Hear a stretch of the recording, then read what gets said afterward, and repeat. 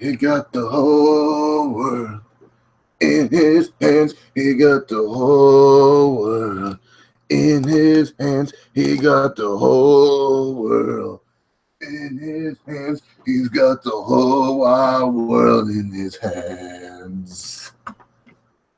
The new face of fear is here. Randy, did you enjoy my house of horrors, Randy? Did you enjoy stepping in the house of horrors as you entered the kitchen of doom? Truth on you. Randy, you're the first of everything that is wrong with this world, and I got rid of you. To my sister Abigail is no more, Randy. And now, myself on a new target. I am tired of the Randy Orton. I may not stand here as your WWE champion. I may not stand here as the man that you once can see. But what I stand here, man, is a proud man. You say, I'm going the extra mile. You say I'm going crazy. Chase, you can't make money here on YouTube anymore, Chase. Why would you want to do this, man? Because I'm like Bray Wyatt in some sense, man. I like doing stupid things for fun. Not everything needs to be about the money. Not everything needs to be about love. Sometimes you just do shit for the sake of it. Just like I am going to do shit for the sake of it because I'm the new face of fear, man. After you entered my house of horrors, there's nothing left in this world. And now I target myself a new prey. I target myself a man who calls himself a demon. I target myself a jobber. New face of fear, Bray Wyatt.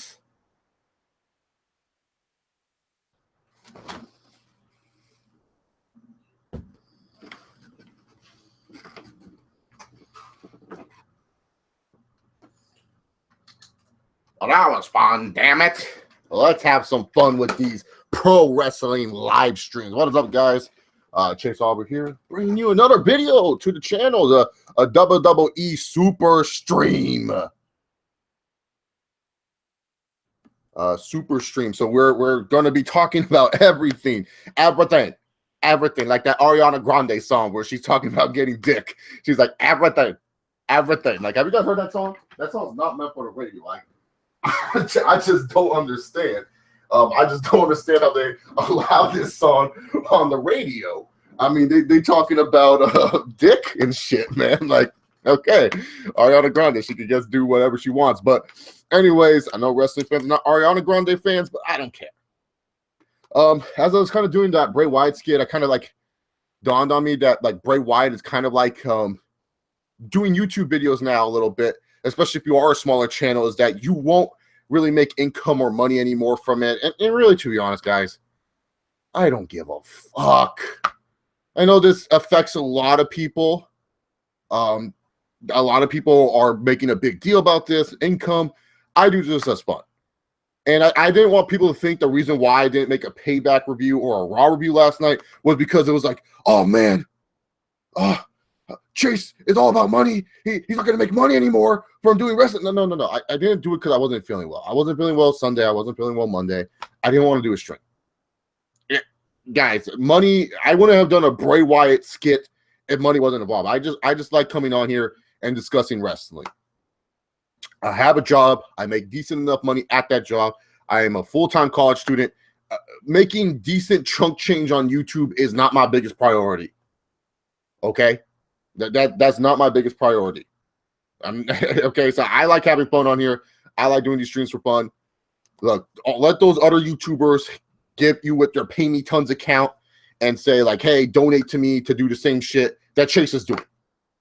Because honestly, like that's what most YWC people are. They say, give me, I'm gonna make a Patreon. It's Pay Me Tons. You give me money, and guess what?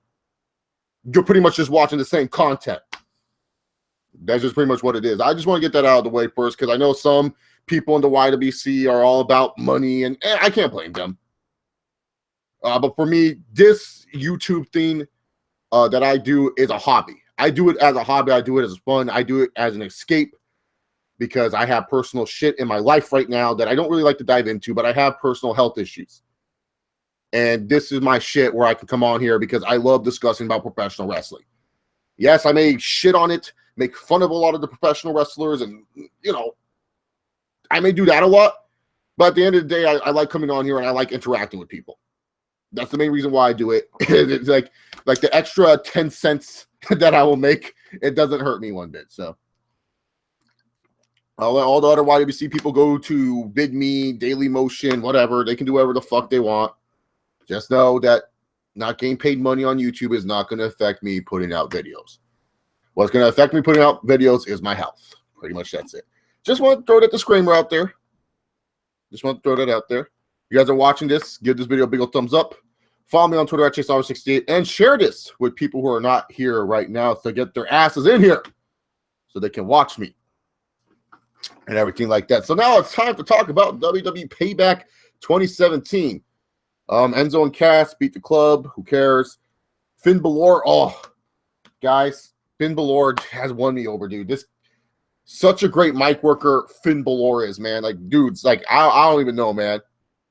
I think I've been wrong about this guy all this time, man. I think I've been wrong about Finn Balor.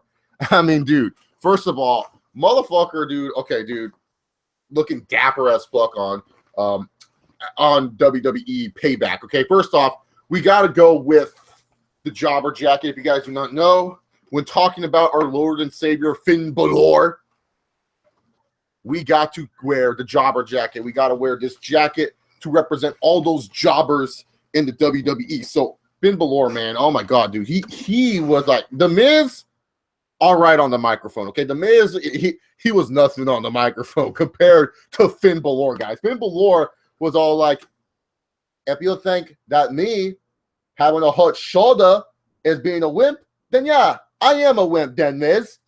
I never heard a comeback like that. I was just like, holy fucking shit, charisma out of the wazoo. And then he's all like, Miz, I don't think you can be in the Balor Club. Oh, fuck. Oh, my God. That shit right there. Oh, that's better than anything I've heard Dwayne "The Rock" Johnson say. Let's just be real here. He's Finn Balor.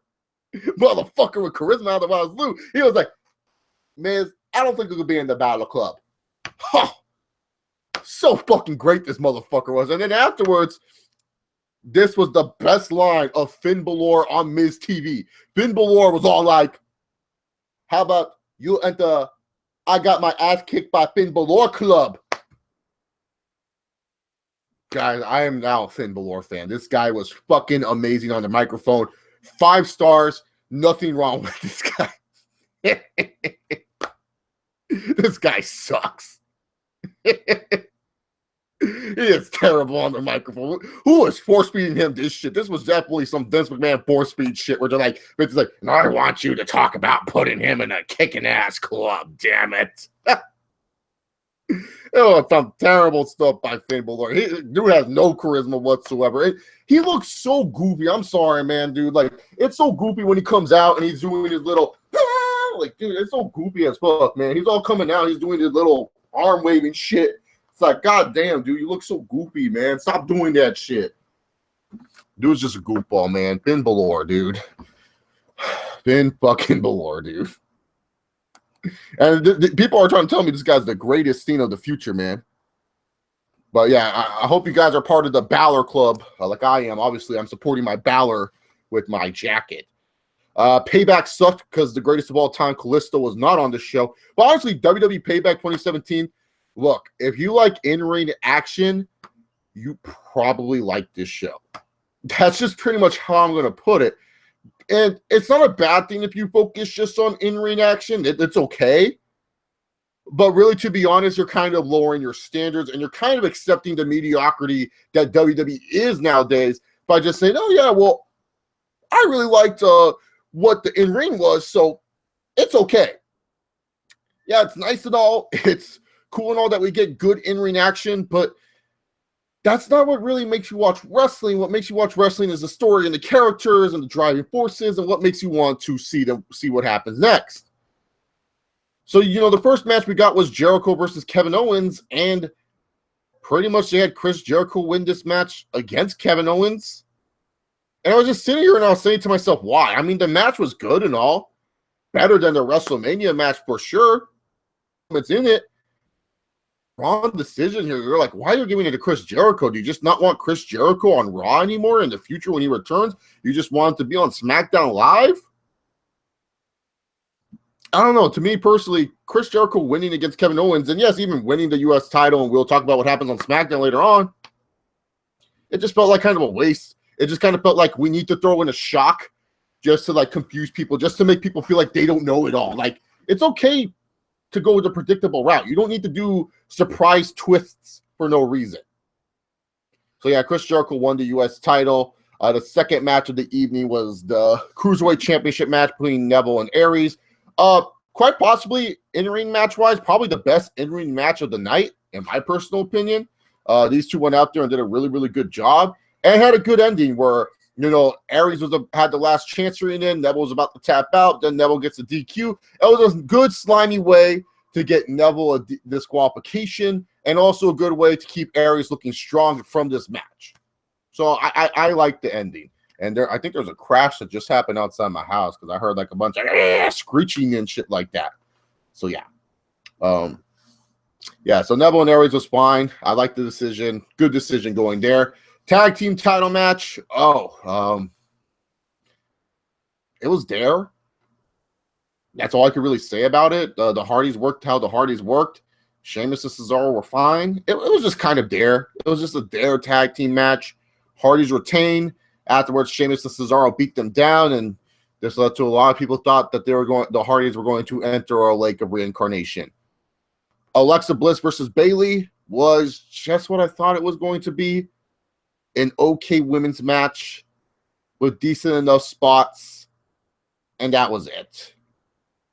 Bayley loses to Alexa Bliss, and oh my God, my Russian neighbor is still awake. Did you not hear that noise?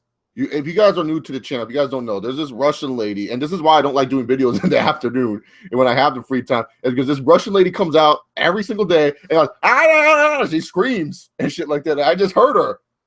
Oh God, no, she's back. She's back, and she's better than ever. But yeah, no, back to the women's title match. I mean, it was what it was. It just wasn't special. I didn't feel like this was for the women's title.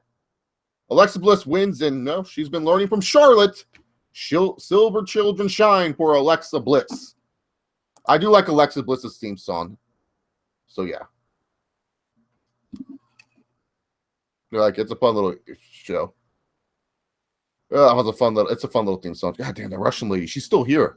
I can't believe it. I can't thought she would be in bed by now.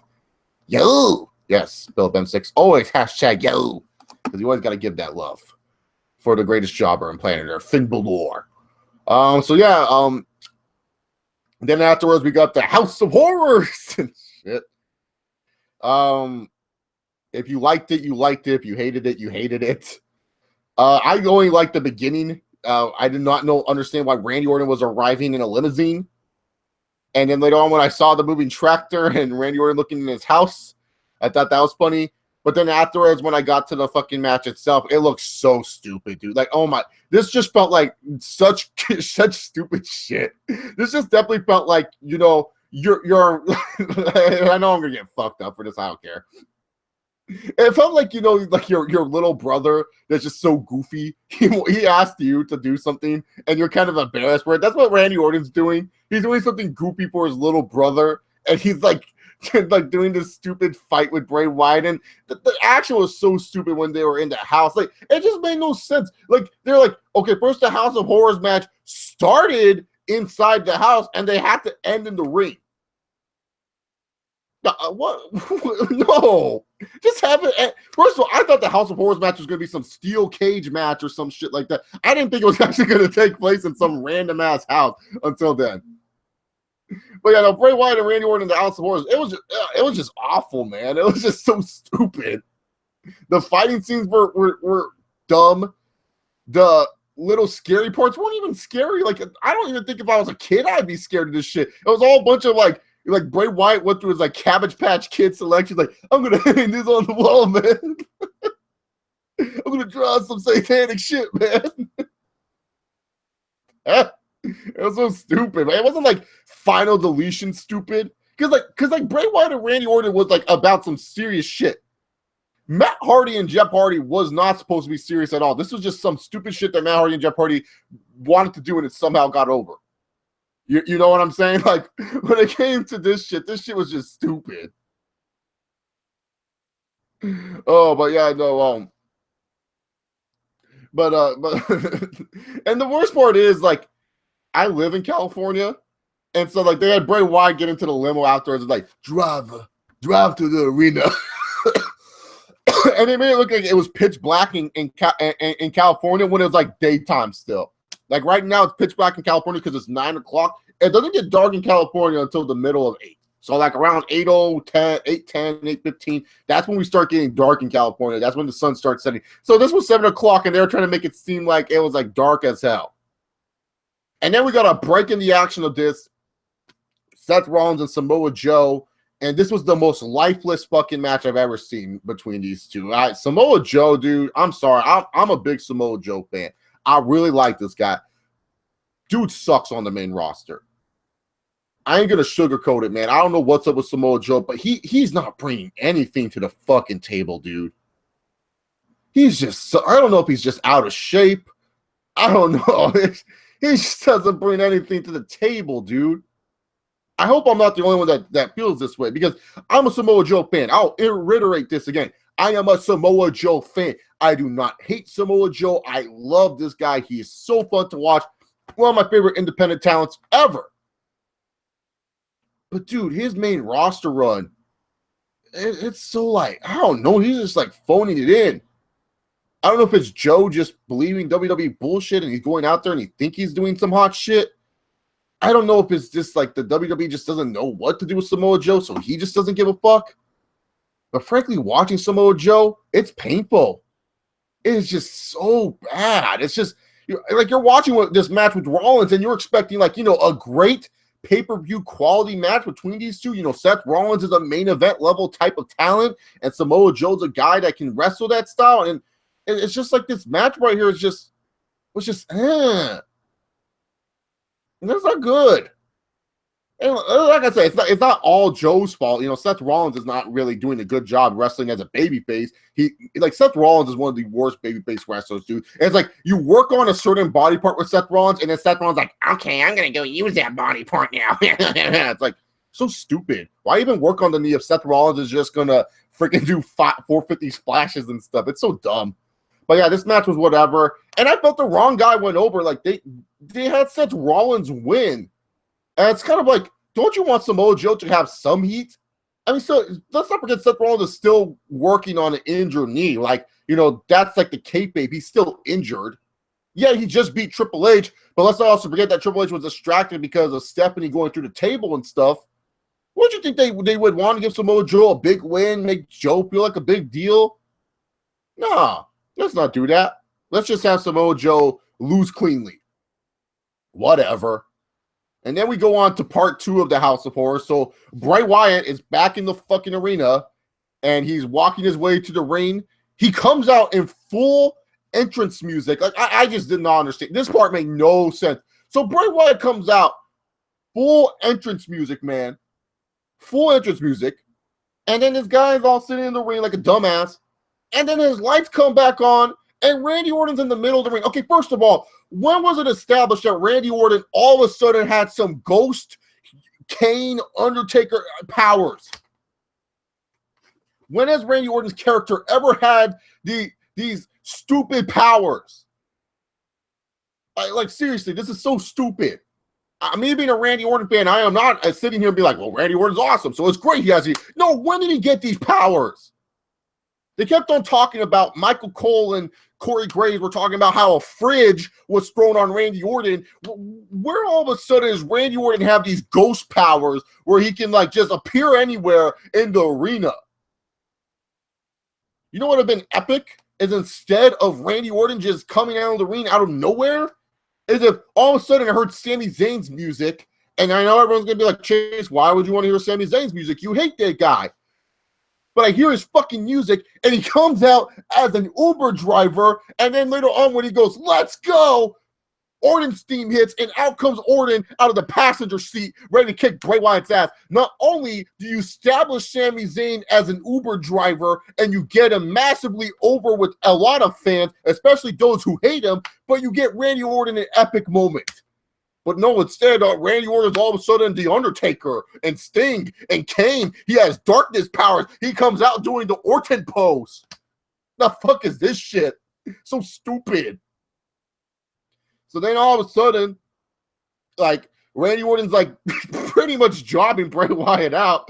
And if it wasn't for the Bollywood boys and Jinder Mahal, Bray Wyatt would have won. I've said this many times on this channel. Bray Wyatt wins in the lamest ways. Not only does he lose in the lamest ways, he wins in the lamest ways. He looks like a loser no matter what. No matter what. Like, he can't even win. He needs help from Jinder Mahal. Like, what? Why would Jinder Mahal even, like, see, this is where WWE makes no sense. Randy Orton's our WWE champion, right? Instead of getting his belt back, Randy Orton's like, no, I must go over to Bray Wyatt's house and face him in the House of Horrors. Or does this make any sense? Like, why is Randy Orton dark powers and Jinder Mahal and, stupid, dumb. It wasn't even like the House of Horrors segment was even worth it, man. It was just like, oh, God, but yeah, so Randy Orton loses to Bray Wyatt. Bray Wyatt is not your WWE champion, as much as people would think he is. No, he just beat Bray Wyatt. He just beat Randy Orton for all the shits and giggles and stuff like that. So, got down to our main event, Care Bear versus Reigns. Roman Reigns came out selling injuries, which I was surprised about. I thought Reigns was going to come out and he was going to be fine and everything. No, he had actually bandages and wraps on, and I was impressed. I honestly was impressed. I thought Reigns was going to come out normal. Like, Reigns was going to come out like, believe that, man. I'm all fine. I went through an ambulance. It don't matter. Like, you know, but they actually sold injuries, which I respect. I like it. And then the Reigns and Care Bear match, for what it was okay. It wasn't anything special. No, this isn't my Care Bear hate going. It just didn't feel like a main event. You know what I'm saying? Like, it felt like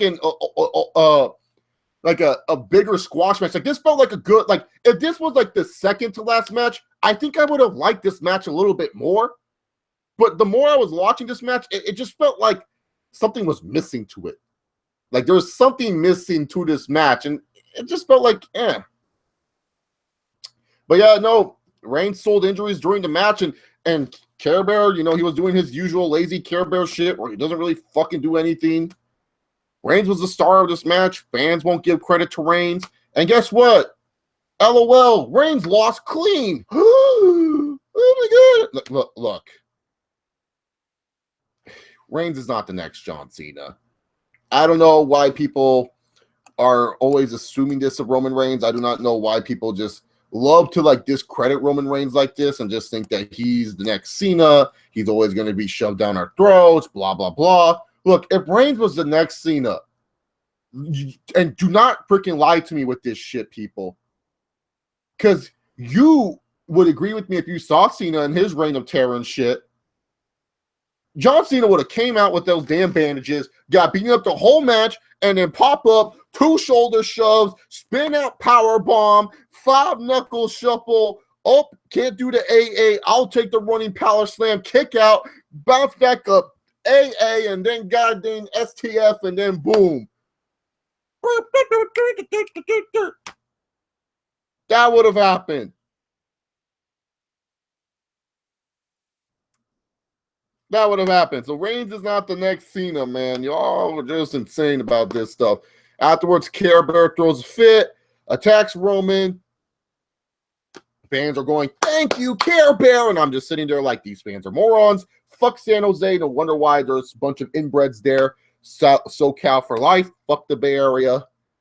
You and your hella tight ways of speaking. And then, yeah, that was pretty much Payback. Oh, yeah, and then Care Bear beat up Reigns some more. So, whoop-de-doo. But, yeah, that was Payback. A mediocre show. What can you do? Anyways, on to Raw. I'm not going to talk about all of Raw because this episode of Raw was trash. You kick off the show with your women talking about nothing. Like seriously, dude. Who thought this was a good idea? Hey, let's send Alexa Bliss. And I've talked about before, you need to establish the women and put them in the first hour, but you're not even like setting up where the women are main eventing. Like, I mean, you're still in the Bay Area and Bayley's still from that area. You would think you would want Bayley to come in and then, Bayley to come in and then stuff like that. You figure you want to do that, right? You figured you would want Bayley to come in and have maybe a main event match on Raw? But no, fuck that shit, dude. We're just going to have them open the show and give a 6-man tag match or 6-woman tag match. What they do? Fuck this. Some other shit happened on Raw. We got Kurt Angle in the ring, and Kurt Angle was saying that Reigns and Strowman aren't done. And then Bray Wyatt came out of nowhere and then pretty much just said, like, I'm Bray Wyatt. Do you accept what I do on the show? And then Kurt Angle, he thought he was still on drugs and pills, and he was just like, you're not going to hurt me in the WWE, and you really don't do shit anyway, so sure. Do whatever, Bray. Like, really, Kurt Angle looked like he just did not care what Bray Wyatt was saying during this segment.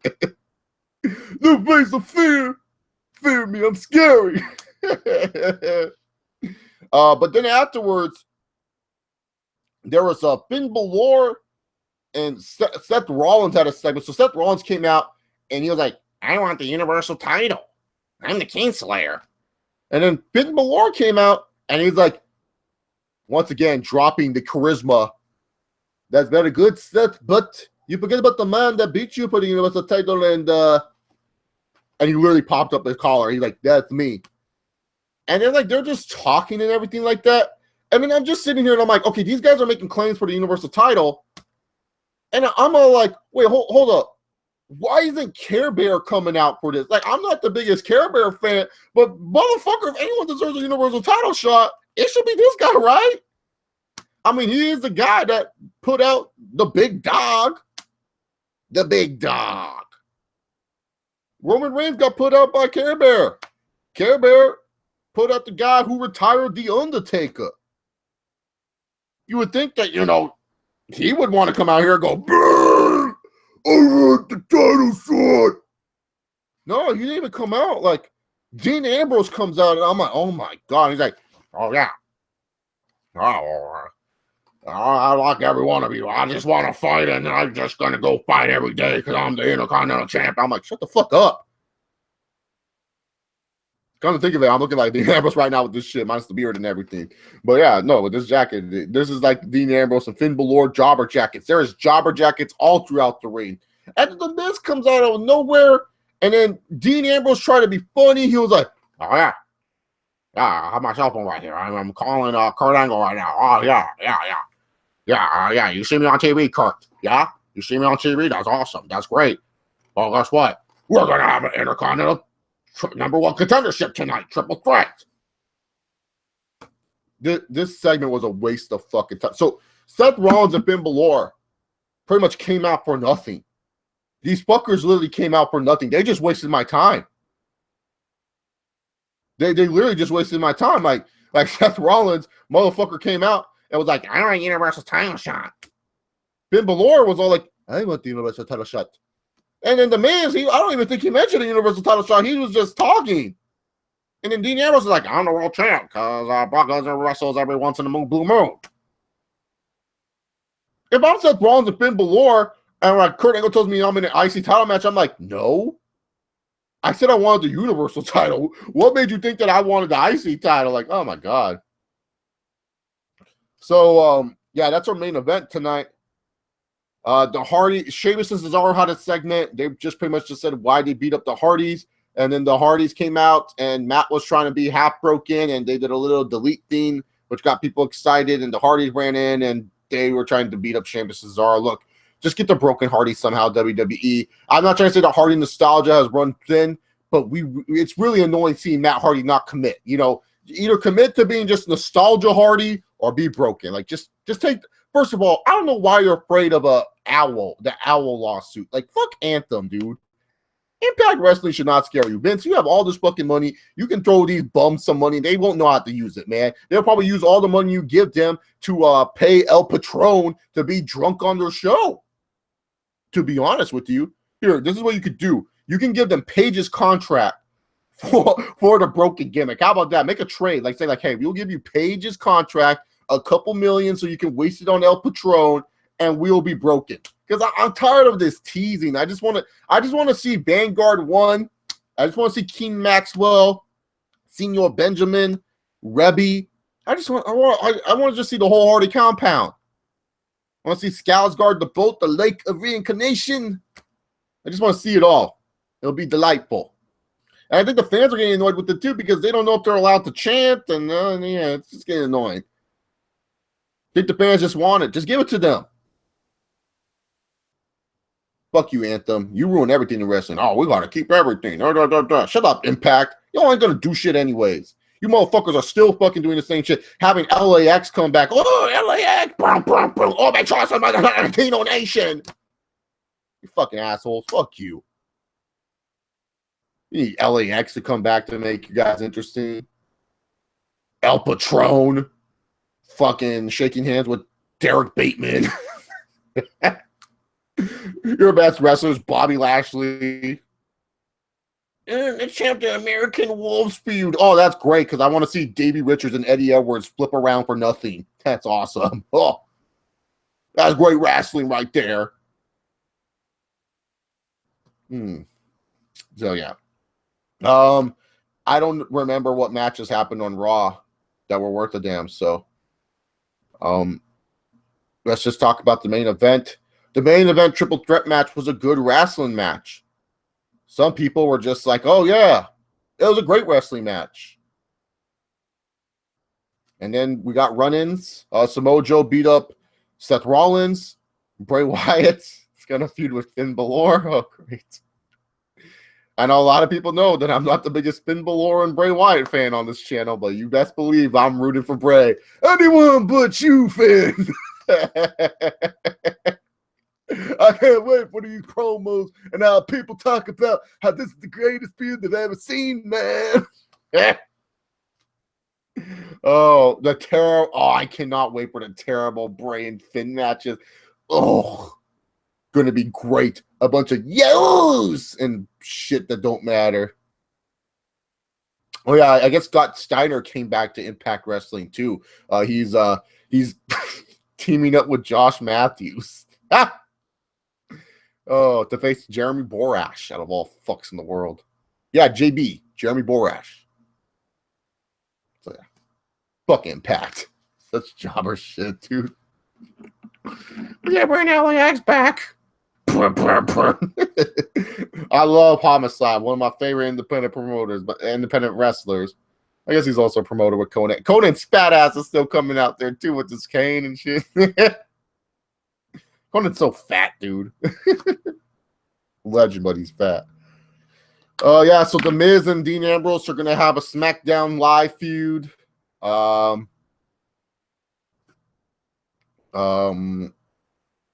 Yeah, Buck Raw. Raw sucked. Finn and Bray should be interesting. So yeah. SmackDown Live kicked off with Jericho. And then AJ Styles like, I'm the face that runs the place. And then Kevin Owens is all like, I'm going to take my title back for America. And then AJ and Kevin Owens brawled. And then Jericho was really funny. He was like, let them fight. Let them fight so I can put them on the list. Like, that was the first time I ever laughed at Jericho in quite some time. I was actually enjoying this segment. Good stuff.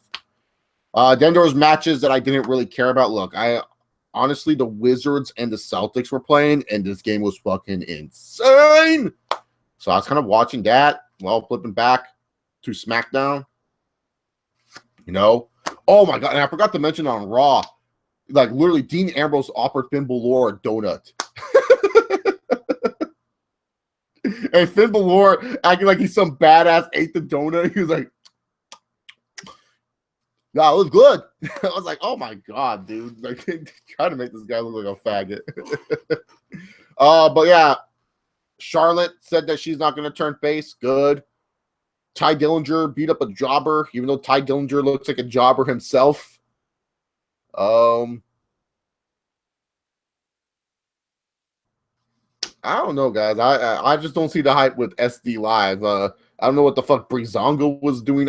Honestly, it was just whatever to me watching this episode. The main event was good between Owens and Jericho. Oh yeah, Jinder Mahal buried Sami Zayn. That's always a good sign, seeing Sami Zayn lose Uber driver. I think he's pissed off because Randy Orton didn't tip him, but it's all right. It's okay. But yeah, they have to make Jinder Mahal look strong and a credible threat for Orton come Backlash in a couple weeks. So yeah. Jericho and Owens was a good match. Owens wins. So it's going to be Owens and AJ at Backlash. So yeah. Those are all my WWE reviews, guys. Shows how much it shows how much there is to talk about with these live weekly shows, because they're not good, man. They're just not good, man. These weekly shows are just bad. SmackDown, Raw, it doesn't matter which one you think is better. They're both bad. Bring nothing to the table, man. They don't bring it to the table like Pete Rosenberg does. You know how Pete Rosenberg brings it to the table, guys? That's what these weekly shows don't do. They don't bring it to the table. They're just not good weekly shows, and they're just not fun to watch. They just feel like more of a burden. I did like, honestly, it was just like, there was better stuff to watch. I would rather watch the Raptors get blown out by the Cavaliers than watch Raw, to be honest with you. There was 2 blocks the other day for the NBA, and I was watching those more than I was watching the Raw. So yeah, man, it is what it is. So that's just how Raw and SmackDown are. Just kind of mediocre shows. Payback was just a mediocre special event. And that's the problem with WWE. Like, they put on these mediocre events and shows and everything like that. And fans just kind of are okay with it. They're just kind of like, yeah, that's all right. Like, they're just okay with them just putting on this mediocre crap. They're just okay with them saying, like, hey, yeah, let's just be mediocre. To me, honestly, I don't like mediocre stuff. I don't like seeing stuff that's just mediocre. I actually would like to see decent effort. I just felt like there was no effort put on this show. It's like you have like your top guys going for mid-card belts, and then guys who get big wins on pay-per-views don't show up, and it's the same shit. Like, there's a good match going on. Like, this triple threat match was actually a really good match, and then they ruin it with all this booking. Couldn't you do this overbooking stuff on another episode? Like, seriously, Finn Balor finally loses on TV, but it's like he loses in like in such a way where it doesn't feel like he lost. Just have it where the Miz looks strong. You don't need to have Samoa Joe and Finn Balor run in and stuff like that. Good main event, but it was kind of like you saw this match already, and then, like, you know, it kind of felt like a waste of a title change in Jericho. Like, you're like, why did they give Jericho the belt if they're just going to freaking have it where Kevin Owens can win it the next night or next couple nights? It's stupid. It's just dumb stuff. Anyways, if you guys have any questions, you know what to do. Just leave them in the chat, and I'll answer them when I get a chance and everything like that. Chase, what's coming? The long summer for WWE? You know it's going to be shit. Well, we better hope for that summer angle that gets IWC people excited for no fucking reason. Hey, Chase, how did you feel doing the House of Horrors match? Bray entered the limo and told the driver to go to Payback just for the limo driver to be the Undertaker. The rest would be a reenactment of Teddy Long and Taker. That'd be funny, but Undertaker's old, and the big dog retired him, so we can't see the Undertaker anymore.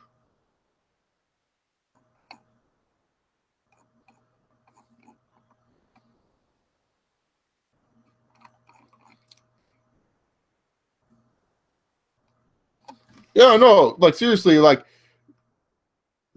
literally, Undertaker put over Roman Reigns, and this is how you're putting over Roman Reigns right now? This is what you're doing with this guy right now? He's not even getting, like, a big-time title match. I mean, he just retired The Undertaker at WrestleMania. And this is what you're doing with him? Like, oh, it's so bad. You can't be doing this shit. Is over. Who's my early pick for rookie of the year? Offensive or defensive? Defensive rookie of the year, it's up in the air. I think there's a lot of good defensive talents in this draft that can make a name for defensive rookie of the year. When it comes to offensive rookie of the year, I think Leonard Fournette. And honestly, I just choose Fournette because I feel like he's going to be like the best Jacksonville Jaguar. For my offensive rankings, it goes Leonard Fournette, number 1.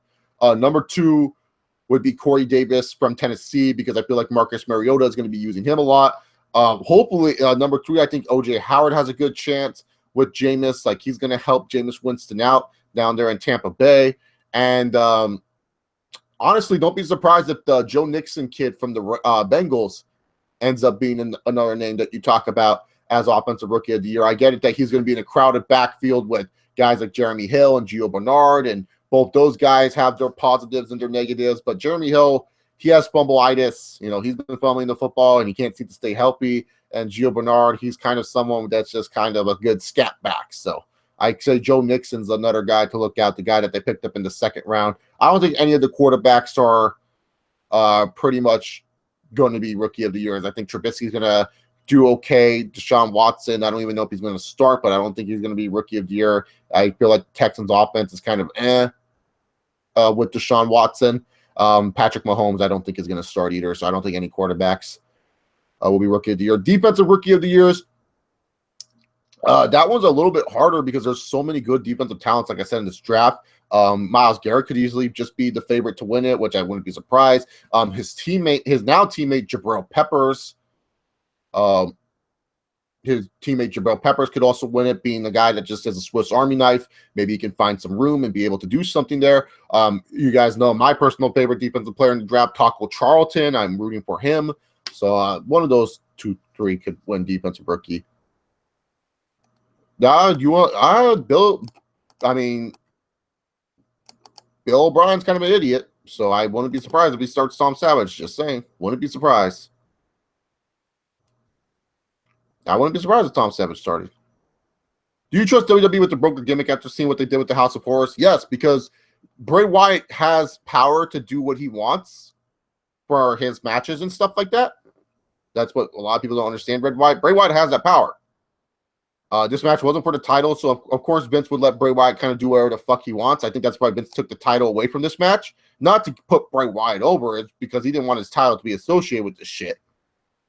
So I trust Matt Hardy and Jeff Hardy to direct a better thing than what Bray Wyatt is, because Bray Wyatt tries to be creepy. Like, seriously, this is not any idea that Vince created. This was all Bray Wyatt. This is all Bray Wyatt directing, and Vince was just nodding his head saying yes. That's just all it was. Vince was doing a Make-A-Wish for Bray Wyatt. Is the Chen Chen a new what or CM Punk? They're all 3 abominations. Yeah, I think the Chen Chen I feel like is more annoying for hardcore cities, but I think cities that don't know what the Chen Chen is, it's not that bad. I don't think it will get that bad. Who did I think of the players in the draft has bust written all over? Mitchell Trubisky could be a bust. Honestly, it's hard because I feel like a lot of these players in this year's draft are actually going to be pretty solid for their teams. I feel like the worst that one player can be, especially in the first round of selections, could be a rotational player, but I wouldn't say that's a bust. I don't know. There's not really a player that came out to me. I guess maybe Mike Williams or John Ross. Those would be the 2 you would kind of point to, because the Chargers have so much wide receivers. How much is Mike Williams going to really see the field? And then John Ross, can he stay healthy? So those are guys that you would have to say consider have bust potential for sure, but they don't have bust written all over there. Where has Schleg Daddy been? I think that YouTube uploading has fucked him up a little bit, because YouTube takes forever to upload videos nowadays, and I think he's kind of figuring out what to do with this channel. To be honest here, because he's one of the guys that make good enough income, so he's just trying to see if he can still make income doing wrestling videos, I guess. He's not going to do these for free, That's just him. I don't blame him. He was a top channel when it came to wrestling videos and stuff, so I don't blame him. Which game got you more mad? The missed field goal versus the Raiders or the blocked field goal versus the Eagles like 10 years ago? The missed field goal versus the Raiders. The Eagles game was so far back that I don't remember it. A lot of games pissed me off. I got pissed about the missed field goal against the Patriots, to be honest, because we could have won that game. I get mad when Drayden Florence does not go down when Mario Schottenheimer told him to go down on one knee when you get the game-ending interception. Fuck Drayden Florence. I hate that guy. That guy so much. I'm actually like thinking about I'm actually thinking about playing Madden because Madden has some people that actually updated the rosters. Like, what team do you think would be a fun team to kind of rebuild underneath Madden with the new rosters and stuff? Because when Madden comes out, that's always like the fun part is like rebuilding and stuff like that. Do I think the Chargers only drafted Mike Williams because of Keenan Allen's injuries? Oh yeah, that's one of their main reasons because they didn't want to have it where Rivers is throwing to guys like Tyrell Williams and Dontrell Inman. So that's the reason why, because Keenan Allen just can't stay healthy. You touch him, he tears an ACL or tears a labrum or breaks a neck. I don't think Cleveland's going to be fun. Dynasty, they don't have a quarterback. It's like between Kaiser and Osweiler. Like, I was thinking like fun teams, like, you know, a team that's on the fringe that actually has like a good talent around them. Like, I feel like the Bengals would actually be pretty fun because John Ross can't get hurt in Madden like he can in real life. And then you have Joe Mixon, so you could have like a good 1-2 punch with the rookies, with the wide receiver and the running back. And then you still have AJ Green, and then Andy Dalton's not a bad quarterback, and Tyler Eifert's a good tight end. I feel like that's a fun team. Titans, yes, that's another good team. I feel like the Titans, the Buccaneers, the Jaguars, and the Bengals, those are 4 teams that like I feel like you could like if you want to go for a hardcore rebuild, Cleveland's still the team to go, but that's really, to be honest, everyone can rebuild the Browns and everything like that. That's not hard to do. You can just bullshit Madden and get a quarterback easily and stuff like that. The Bears, I've rebuilt the Bears in Madden 17 last year, so I didn't really feel like doing that. I don't know. But yeah, so like I'm probably gonna do that later tonight. I'll probably choose the Bengals. Actually, man, thinking about that, John Ross can't get injured in the video game. I don't know, because I'm debating between like Fournette and the Jaguars, making it where Fournette is like AP rookie year and shit like that. Maybe I can do shit with Blake Bortles, maybe not. Who knows? The Chiefs are another good one too because they actually have a defense, so you don't really have to do much work with them. I guess you could call Keenan Allen Finn Balor, but yeah. Do I think the Conor and Mayweather fight will ever get signed? Oh, yeah, it's getting signed.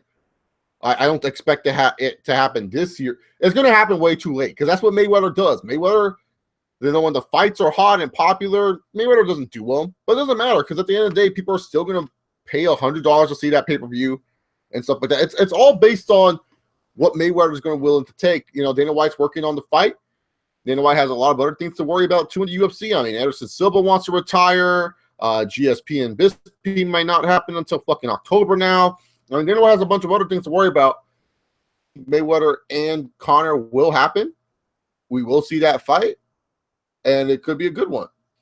Most batshit insane video game I've ever played. Fear. That game was insane. That shit scared the fuck out of me. That game was crazy. Some Resident Evil games too.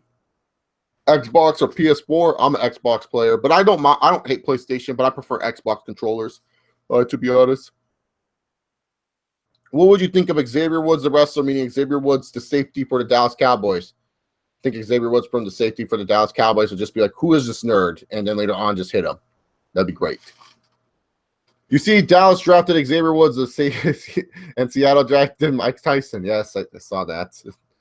I laughed at Mike Tyson being drafted. I didn't even know there was a prospect named Mike Tyson. I think Xavier Woods was the safety. I was like, oh, yeah. I laughed at that name, too, when I first saw it, but I didn't know about Mike Tyson. No. This draft had a lot of good names, man. Like, a lot of good names, dude. A lot of good names in this NFL draft. Like Forrest Lamp, Imbonjane, and Dinaway. Like, oh, God, dude. These names are just getting creative in the NFL. I bet your commentators are so happy. There's guys like John Ross, Taco Charlton. Yeah, like Taco Charlton. And which game series do I think is better, Grand Theft Auto or Saints Row? I think Grand Theft Auto is way better than Saints Row. Saints Row is more of a good arcadey one, but I think Grand Theft Auto is just overall better. When is John Jones free to fight again? In July. Actually, I think July 4th. Yeah. Whenever the day before UFC 200 was, that's when he's free to fight again. So just look at the day UFC 200 happened and minus that by 1. Oh, yeah, Jake Butt. That's a great name, too. Does Sidney Jones red shirts this year? I got to see what position I got to see what team he got drafted to. Honestly, I didn't pay attention to much of the. All right, let's see.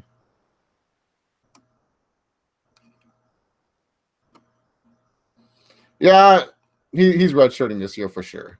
I don't think the Eagles are gonna start him. I don't see why. Like, he's still injured, so I don't think he's gonna start. I think he redshirts this year. Who can stop DC at this point? Honestly, only John Jones. John Jones is the only one that can really stop DC. Jimmy Manaua and Gustafson are the other two. But Gustafson, like, he fought so stupid against DC. I don't know what that dude was trying to do. And honestly, it was like a close fight. But Jimmy Manaua, I think, has a good chance because he has knockout power. Like, Jimmy Manaua just has, like, straight knockout power. It's not like Rumble's power. Rumble's power is scary. It's just a good power. It's just a good power. So I think Jimmy Manaua has a good chance, too. He's a solid enough wrestler as well. But I think DC's going to throw him around if they ever fought. Clay Carl, we're doing the Q&A portion of the WWE Super Stream, a.k.a. Let's Not Ask Wrestling Questions for Chase, a.k.a. Let's Ask Football Questions stream.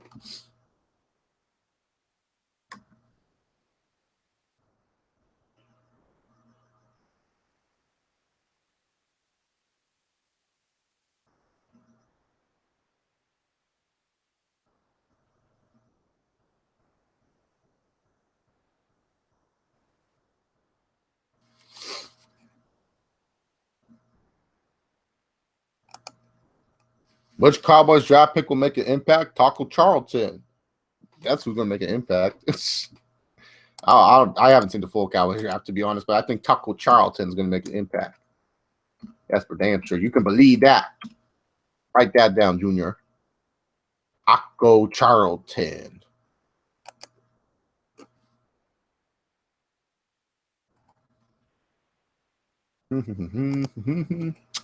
Yeah, my fucking teeth are hurting, man. I hate when my teeth hurt. It fucking annoys the fuck out of me.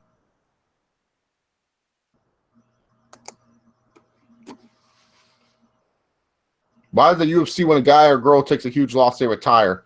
Because they pussies. They're like, oh, well, my name don't matter anymore, so I'm going to retire. And that's just pretty much what happens. Well, I think the 49ers will do about their QB situation. Hope and pray to get Kirk Cousins sometime soon. That's pretty much it. The 49ers are either A, going to draft one of these QBs in the upcoming 2018 draft class, or B, just wait for Kirk Cousins. I don't know what Shanahan really wants to do, to be honest, but I think they're going to start Hoyer and maybe give Matt Barkley somewhat of a chance. But this is another, hey, fuck this year. Like, Kyle Shanahan's not going to get fired for this year. Like, Kyle Shanahan is just here to establish his offense and try to figure out which one of these idiots. Did the 49ers even draft like a wide receiver that's worth a damn? Because they need wide receivers, man.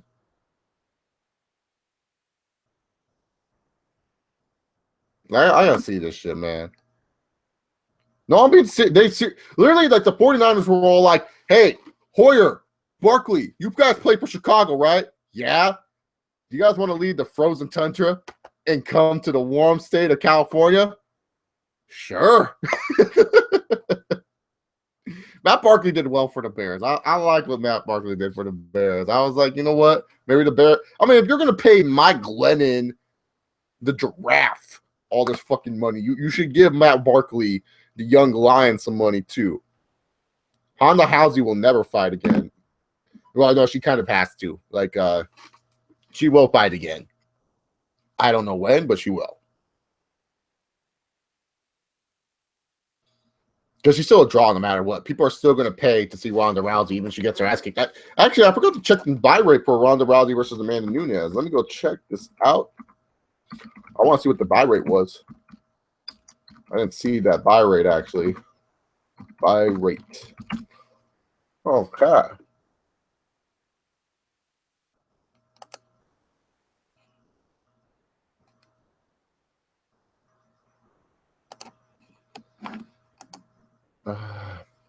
It said got over 1 million. Let's see. Does over 1 million pay-per-view buys. What was the final number? That's good, UFC 207. She's back and got her ass kicked in like 2 seconds. So let's see. The buy rate for that show was 1.1 million by the UFC. That's pretty good, man. That's pretty good. 1.1 million. Because when you look at all these other fighters, they ain't making 1.1 million buy rates. That's for sure, man. Like, let's look at UFC 208, Holmes versus the Radamain. And that also had Anderson Silva on the card and Jacare. 200,000 people bought that card. That just shows what star power does, man. 200,000 people bought that card. And then Woodley versus Thompson, too. That only got, 300,000 people to buy that shit. Sad when you think about it. Cormier versus Anthony Rumble Johnson only got 300,000 people, man. Only 300,000. Man, that's sad.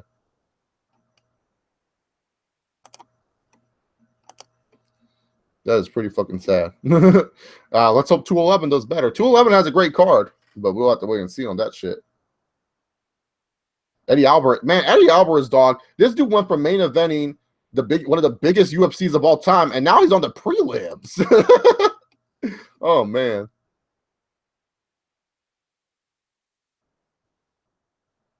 Who's worse? Butt Fumble is worse because at least Matt Barkley's still on the team and he has a chance to compete for a starting job.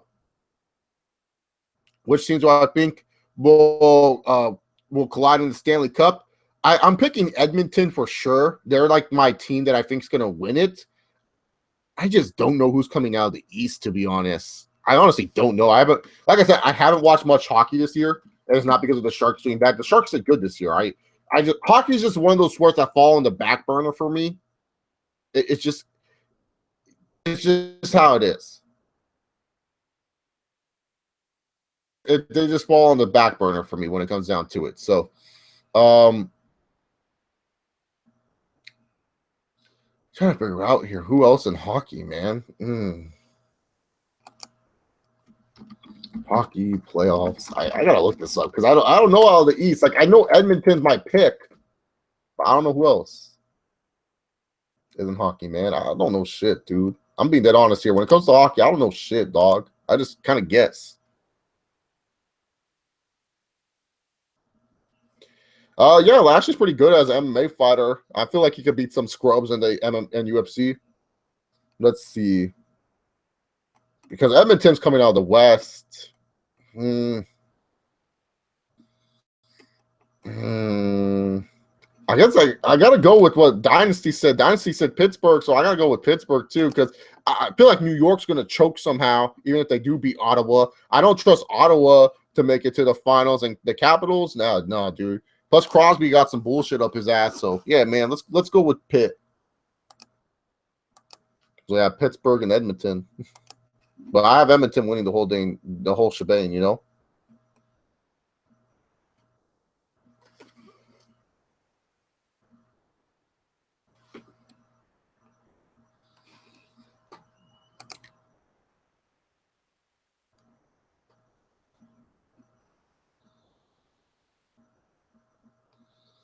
Dean Ambrose and Joe have a match. Who phones it in the most? Probably Ambrose, man. Ambrose is pretty fucking lazy, so I gotta go with Dean Ambrose, man. Like Samoa Joe, he's fat, he gets tired a little bit easier, but man, I think that Dean Ambrose phones it in a little bit more.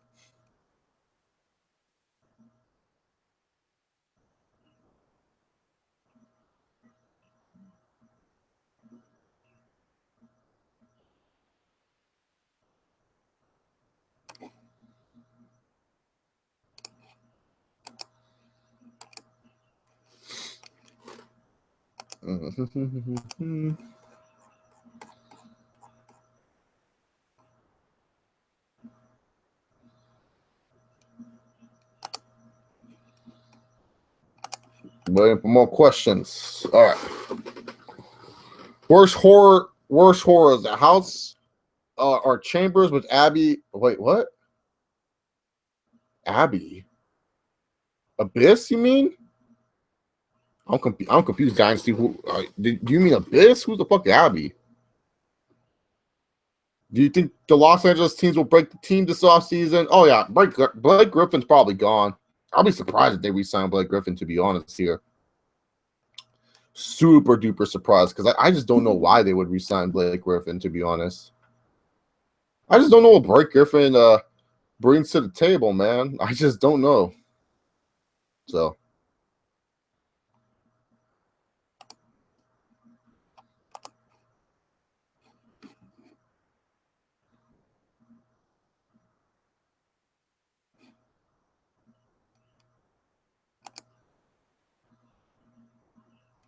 House of Horrors on replay or Ambrose assigned for 6 hours?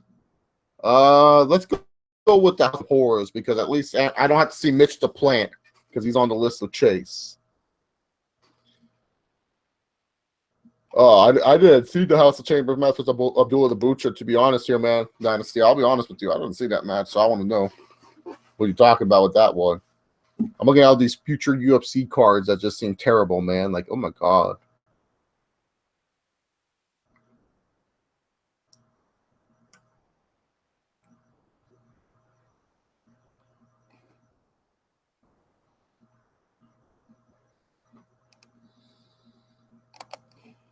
Mm-hmm. Do you think Milwaukee Bucks will make noise next season? Yeah, if Jabari Parker's healthy, they should be a lot better. Like losing Parker, honestly, they could beat the Raptors if Parker was healthy. They just need everyone healthy, to be honest. That's the problem with the Bucks. Is like, you know, they have good veterans, they have good young players. They just need everyone healthy. Play, you know. That's the thing about with Milwaukee. Is it bad WCW Halloween Havoc 91 first match so bad you got to watch it? All right, I'll check it out. Is it as bad as the Road match and uncensored 1995? Because that was pretty bad. That was like the worst opening match I've ever seen, man. Is Heel Steven Conan's son? No, Conan would be pissed off at Heel Steven for having that Pidgeotto haircut. Pidgeot! Seriously, I don't know why my boy Steven has that Pidgeotto Justin Bieber haircut, man. Want to slap him silly with that fucking shit, dog. I don't know why he has that Pidgeotto shit going on, man. Pidgeot! You're not Pokemon, Steven. You're a person. Anyone that has the Pidgeotto, I just automatically, I don't care, man. I don't care how stylish. I'm a man of fashion. I know it's hard for you guys to believe, but outside of work, man, I have fashion sense. Don't you see those shoes back there? Those are my Jordans, dog. You don't think I'm a fashion expert? Those are my Jordans back there on my goddamn feet. Look at these goddamn Nikes, man.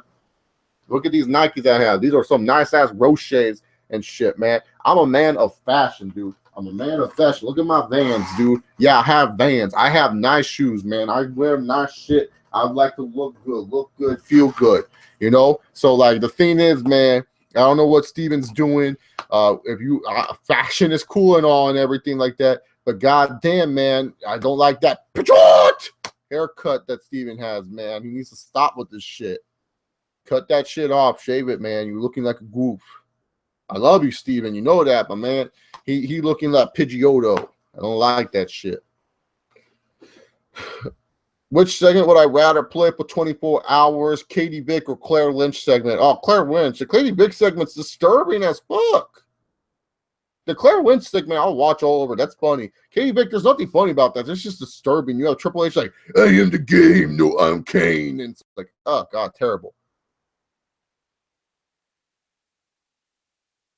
Odell Beckham's cousin was trying out for WWE. Good for him, but I don't really care about Odell Beckham's cousin. So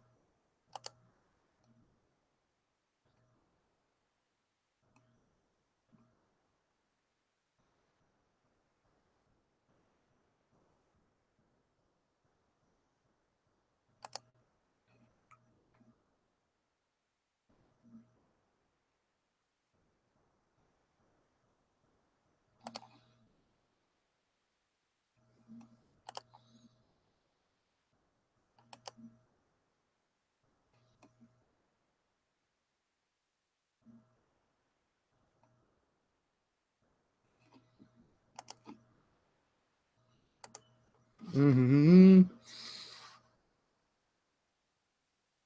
X-Man went to the spank bank at Payback. Why? Why did he go to the spank bank?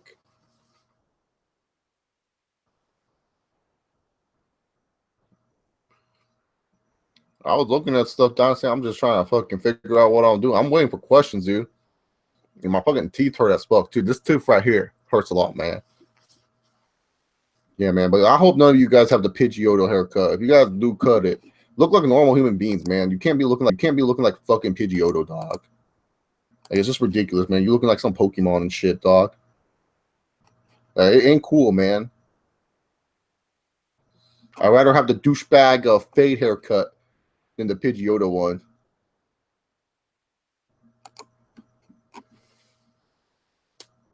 Chase, do you think Finn Balor's nickname should be Demon Bitch? Sure, why not? I don't know. I feel like Finn Balor's nickname should just be Balor. It's already insulting enough. So yeah. Yeah, he'll Steven use quick. I don't even think Steven can learn quick attack. I don't think my boy Steven can learn quick attack, man. That'd be too much for him to do a quick attack. Steven, use quick attack. Nah, I'll do it tomorrow, man. Oh, I'll do it tomorrow, man. Yeah, because like one of my coworkers actually. So one of the things we have to do at my work, we have to like portion food because we have a kitchen. So I was like portioning food, right? And I was portioning food right in front of him. And then he looks at me, and he normally works in the mornings. He never works at night. So I'm all portioning food, and he's like, oh, I was going to do that tomorrow. Like, what the? Does this motherfucker think that, like, when he leaves the building, it closes down? We don't, what's it called? We don't do anything else? It's like, oh. By the way, guys, I just want to know, should the jobber jacket be a regular thing? Should I try to Jeremy Johns this shit? Well, I always wear the jobber jacket, man, because I don't know, guys. I like every stream where I watch myself and I'm wearing this sick thing, this jobber-esque thing. I kind of like it.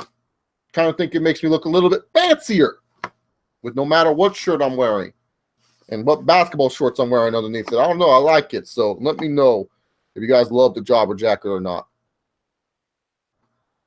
Finn Balor should join a faction with the fashion police and wear jobber jackets. Guys, you guys can buy like the vintage. Like, I can't believe this shit, man. WWE is actually selling like a Balor Club jobber jacket online. I'm being dead serious. I know I showed this before and I've done this as a segment and you guys probably already seen it. But man, they really are doing a jobber jacket segment, dude. What the? I got an email. I thought it was from my work giving me my schedule. But no, it's some other thing. God damn it, I'm pissed. I want my schedule already. I want to know how much I'm working this weekend. This weekend's going to suck, guys. It's, what's it called? The Guardians of the Galaxy weekend. So I'm going to be busy all weekend. So don't expect a weekend stream from Chase Oliver here. I don't think I'm going to be doing one. But yeah, no, let's go to Superstars. You know what? Okay, look. This is how you know. People like to tell me, oh, Chase, Finn Balor is such a fucking draw. Okay, so we're going to share the screen. There's the Hardy Boys and stuff. We go to Superstars, look, or anywhere on the top Superstars page. Like, the Superstars that names are right here. These are all Superstars that draw. Where the fuck is Finn Balor at? He's supposed to be some draw, but the motherfucker ain't even here. All right, so we're going to go to current. We're going to go current. Look, there's some Care Bear shit. Brock Lesnar's just standing here smiling like a goof. Like, what the fuck? I want to see all the Superstars. Like, I hit more Superstars current. Oh, it just leads me to the maybe Finn Balor is not a theme. Maybe they don't know he exists. They're just like, oh yeah, fuck it. Let's just view all the Superstars. Superstars. What the? Oh my god, this is disgusting. They have like a giant one for Bray Wyatt. Look at this. It's all normal, and here's Bray Wyatt's ugly ass. Why? Why does Bray Wyatt have like this ugly shit, dude? These are the featured Superstars. Like, I guess this is what they think is best. Can we feature like? Oh, okay. I was gonna see like. I know there's a filter where you can see what are the top selling. What the? Ew! Look at this picture of Alexa Bliss, y'all. Look at this shit. She looks not happy in this picture. Like, this is not a good picture, man. She looks all lazy-eyed and shit. Like, look, one eye small, one eye big, like disgusting. But Bo Dallas still has merchandise. Let's see this shit. I just saw Bo Dallas. I just want to know what merchandise Bo Dallas is selling. He just has that Bo Leave t-shirt. That's it. He just has that one Bo Dallas t-shirt. God damn it. The battery's on my goddamn thingy-mabobber. My mouse. They ran out. So, hold up.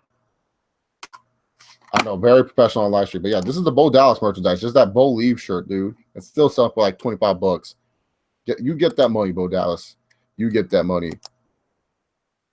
Like, look at this shit. Where's Finn Balor at? I thought he was like a top. I know this is going in alphabetical order, but where is this fucker, man? The Authors of Pain have shit? What the fuck? See what the Authors of Pain have, man. War is Our Peace and a bunch of plaques. Like, why would you want to buy an Authors of Pain plaque? Goldust, Kevin Owens. Where's Finn Balor?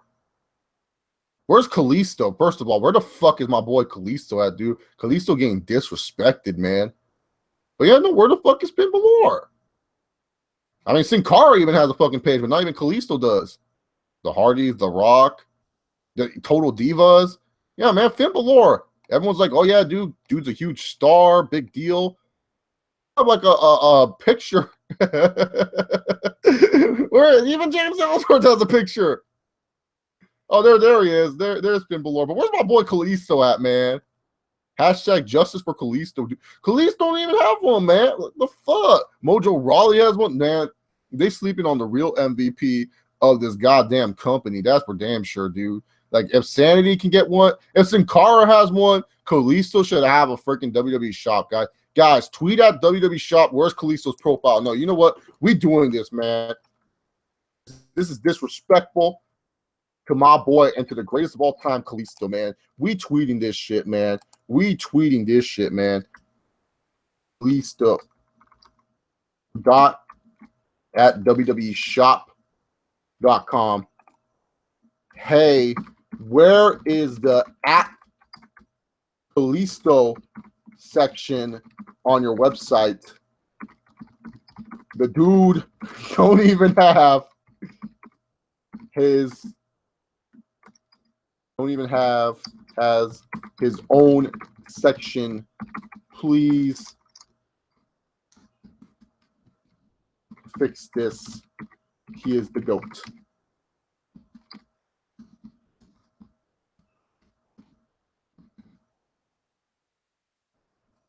Tweet.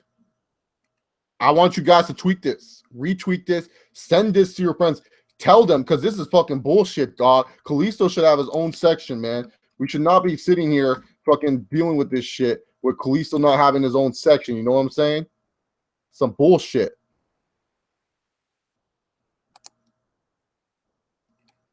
Some bullshit. Look at this ugly shit, Jamal Charles, man. Oh, disgusting. But yeah, man, my boy Kalisto, dog, just getting disrespected on, dude.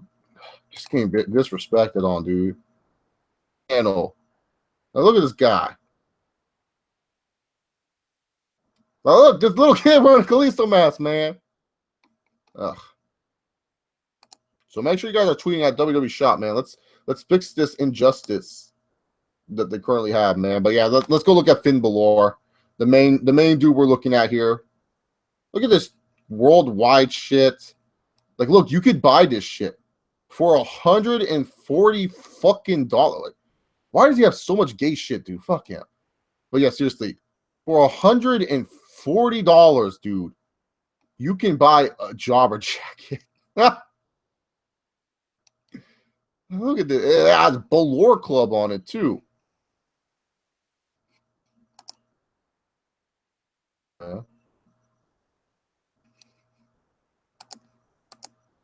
I can't believe this shit, dude.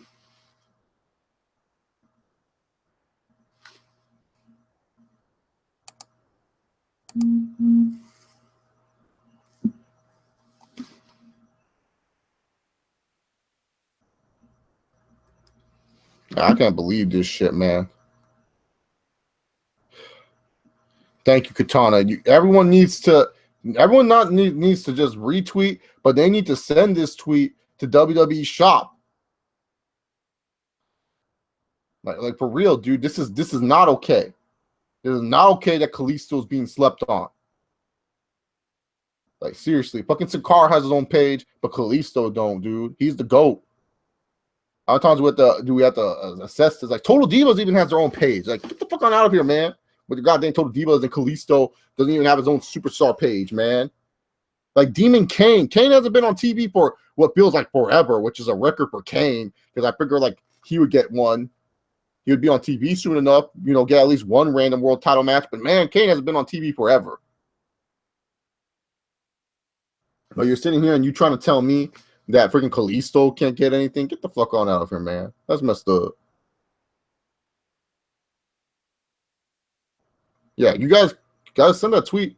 Send that tweet to WWE Shop, man. Because we can't be. This is like serious shit right here, man. I ain't joking around with this shit, man. Like, why isn't Kalisto getting his own shit, dude?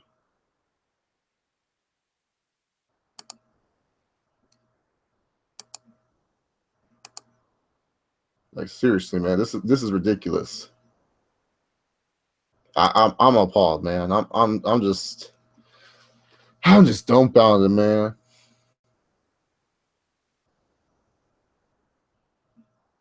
I'm just dumbfounded.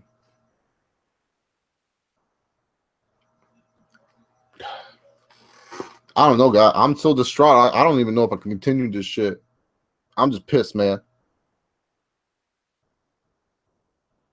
Is there a New Japan show in 2 hours, man? I don't even know, man. I don't follow New Japan. I don't know this shit, dog.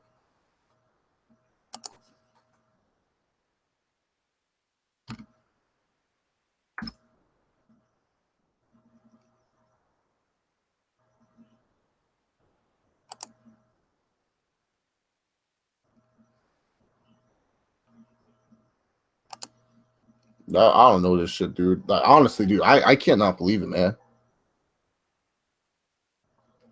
If I could see two Wyatt, if you guys have a match, who would it be and what would be the storyline? Ooh, that's a good one, actually. That's really good. I gotta think about that, Red Wyatt.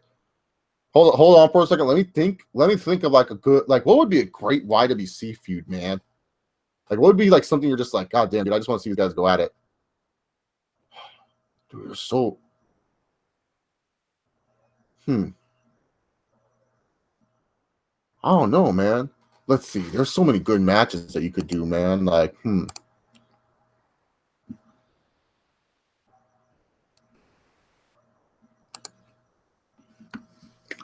know what?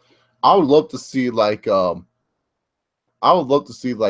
Lex Man and like he feuds with but there's like the problem is there's so many there's so many like there's not really good feuds. I don't even think Schleg Daddy hates Bruce Blitz, to be honest. That's why I want to be a good feud. I'd like to see the Lex Man versus Bruce Blitz, but it'll just be a feud about nothing. How about that? Just like most WWE feuds nowadays. Most of the feuds are about fucking nothing anyways. You know what I'm saying? It's just a bunch of bullshit.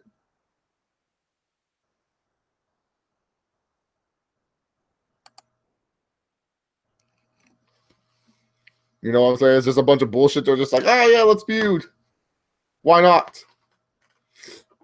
No, there has to be like a funny feud. Like probably like Mitch Smith pisses off a lot of people. So like, let's go with like Mitch versus someone, man. Like, let's go with Mitch versus someone. Oh, Wrestling Jesus versus the Lex Man. Yeah, that'd be good. Oh, JD and Joe Cronin versus the Smart Busters. Yeah, that'd be a good feud. That'll be about how wrestling's not gay and everything like that. And like Lefty will go insane. I like that. I like that, Katana. That'd be a good feud. Who would I feud with, guys? Who would be in the jobber match with me, man? Would I be in the Andre the Giant Battle Royale? Would Chase be on the Andre the Giant Memorial Battle Royale?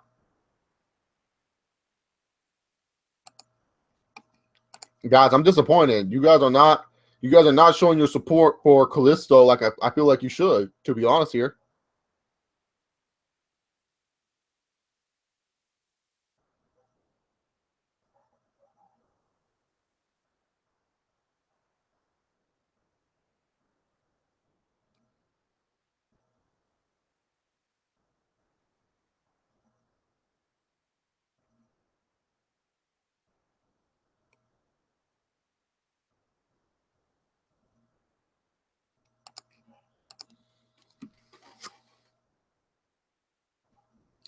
Oh, that'd be a good storyline. The old OTR Central crew that they want revenge on Select Daddy leaving them. Like, oh, and then you can play that. And I break away, push me away, girl me down, back down the other side of me. Yeah, that'd be good. Why not? Let's go with that.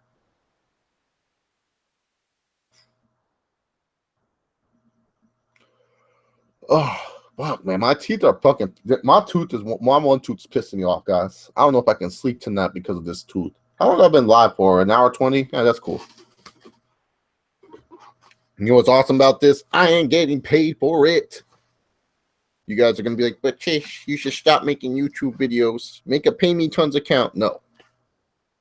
Chase versus Matt versus Heel Steven, triple threat ladder match. Winner gets elevated to the mid card.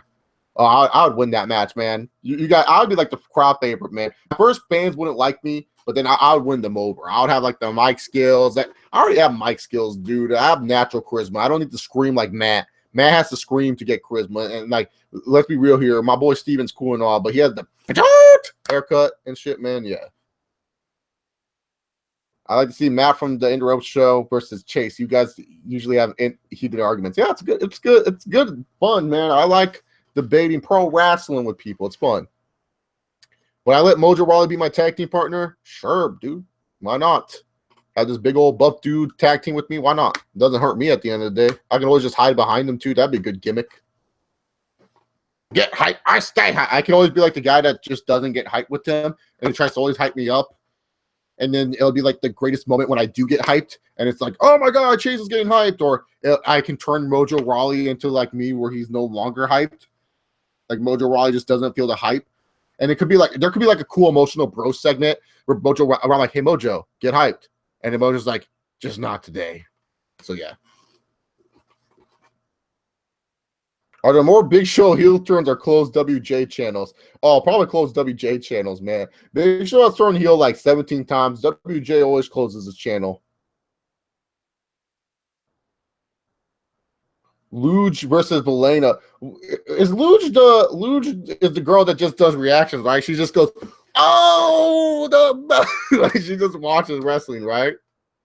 I remember I watched a stream of hers and like it was like for a live pay-per-view, and she wasn't even like interacting with her fans or anything like that. She was just like awkwardly like had the camera on watching the wrestling and stuff like that.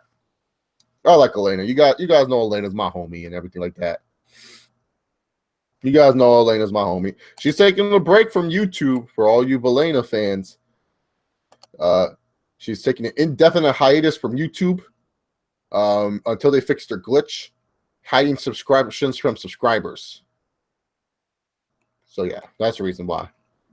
Elena's one of the few I like because she's with me on the fuck pay me tons accounts and everything like that. Who's Dead on Dave? Who's this Dead on Dave guy? Is he good? Is he a good YouTuber? Wrestling? Does he do long ass live streams that make no sense like me? Is he good? I don't know.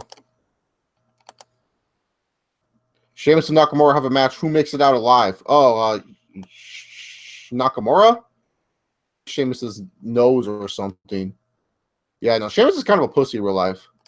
Is OTR Central on the break? I just think like YouTube is just fucking them up with uploading because like I hear a lot of people who upload videos nowadays. Like honestly, check Twitter and ask him on there. Like I just think that he's just not doing wrestling videos right now. Honestly, what's there to talk about? And then also too, like he's not going to make money off of it. So. You know, a lot of people are having that issue where they don't want to make videos on YouTube because they're losing their AdSense and their money, and they want their money from making YouTube wrestling videos and stuff. Pay me tons accounts and shit. What are some local wrestling companies in LA? NWA Hollywood, PWG. There's one other one. There's CMLLA. It's like Lucha Underground. It's a wrestling show in LA. It's filmed in LA, yes. There's like quite a lot. There's another one that this one kid on Facebook always posts about. So yeah. Can you explain to me this LeVar Ball crap? So if you guys don't know or follow college basketball, what's it called? If you don't know, there's this kid named Lonzo Ball, very good basketball prospect in the NBA draft upcoming. And his dad, LeVar Ball, is a loudmouth and won't shut up about his kid being really good at basketball. So he keeps on talking and yelling and saying that he's the greatest. And so LeVar Ball said stuff that he could beat Michael Jordan one-on-one. So now it's kind of like a little joke where if something's impossible, LeVar Ball can do it. So yeah.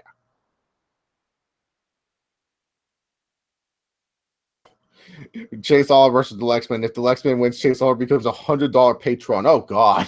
What do I get? Does he have a Patreon? I want to know what his rewards are on Patreon. Let's see this shit, dude.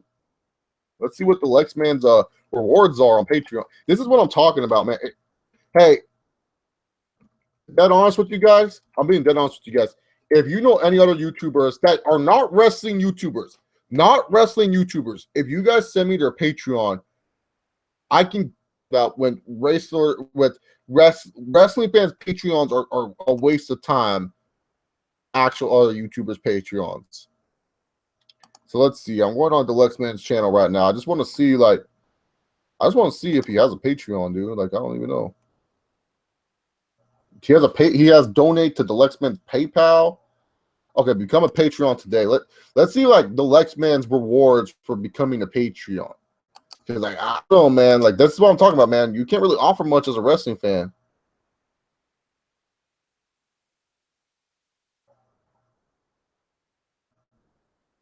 But yeah, no, you guys being dead serious. Send me a YouTube channel that you know has a Patreon account, and a good one, not like a shitty one with the Patreon account, but one that's like decent enough where you like, yeah, they have a Patreon account, you know.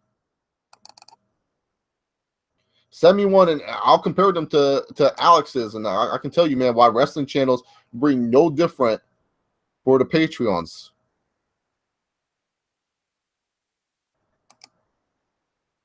Oh, actually, the whole fucking show and Brian's name would be pretty funny because they talked about beating him up at the Internet Darlings and stuff, and that's the reason why they didn't get to go to that Internet Darling show, was because they threatened to beat him up. My schedule? No. They're like, oh, well, I'm not gonna let that happen.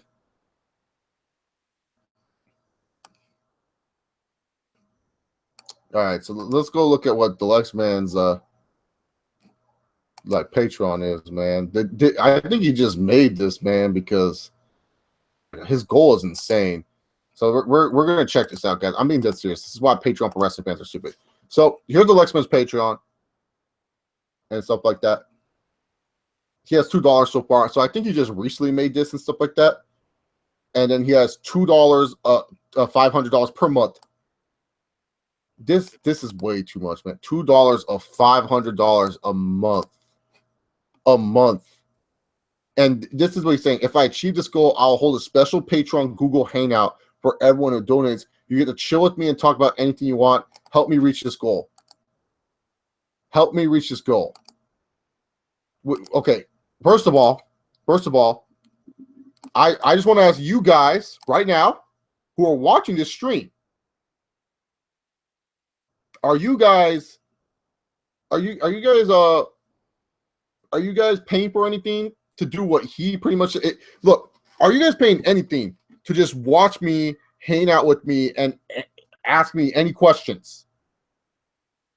You guys are not paying anything right now. You guys are sitting here, all 18 of you are watching me, and you're not paying me anything. This ain't no $500 goal. This is like a usual thing on the Chase Oliver channel.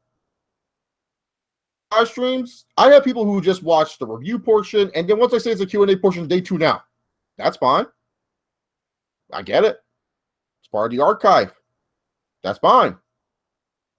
But you're trying to sit here and tell me that for $500 a month, I'm pretty much doing what you want to do for $500 a month for free. You guys are not my patrons. You guys are not freaking giving. I'm not. You know what I'm saying? I'm pretty much doing what you guys are doing. What he said for $500 a month. I do almost like what, twice, maybe 3 times a week, depending on my health. That's ridiculous, man.